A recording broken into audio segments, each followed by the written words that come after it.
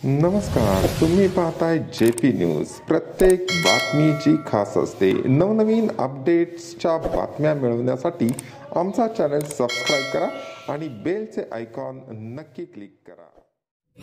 संपूर्ण देशावरती कोरोनाचे संकट असताना एक आनंदाची बातमी। पुढच्या 5 दिवसामध्ये मान्सून भारतामध्ये दाखल होणार आहे।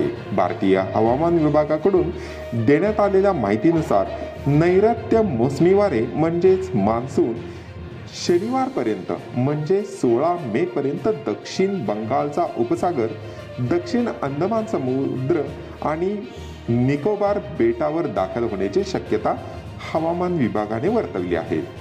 हवामान विभागानं दिलेल्या माहितीनुसार यंदा मान्सून पाऊस हा सामान्य राहील। त्यानुसार 2020 मध्ये 100% पाऊस अपेक्षित आहे। सर्वसाधारणपणे दक्षिणेकडून म्हणजेच केरळमधून मान्सूनची सुरुवात होते। 1 जूनला केरळमध्ये जर मान्सून उशिरा दाखल झाला तर उर्वरित भारतातही मान्सूनचं वेळापत्रक हे बदलत असतं। पिकांची पेरणी त्यावर अवलंबून असते, त्यामुळे शेतकऱ्यासह सर्वजण मान्सूनची चातकासारखी वाट पाहत असतात। हवामान खात्याने 1961 ते 2019 दरम्यान 58 वर्षाच्या मान्सूनचा अभ्यास केला आहे। त्यानुसार परतीच्या प्रवासावर त्याचं आगमन आणि प्रवास यातील काही बदल आहेत, त्यानुसार त्यांनी अंदाज वर्तवला आहे।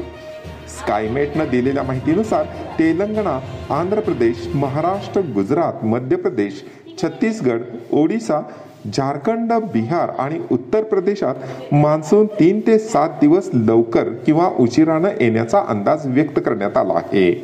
उत्तर आणि पश्चिम भारतातही 15 जुलैऐवजी 8 जुलैला मान्सून दाखल होईल।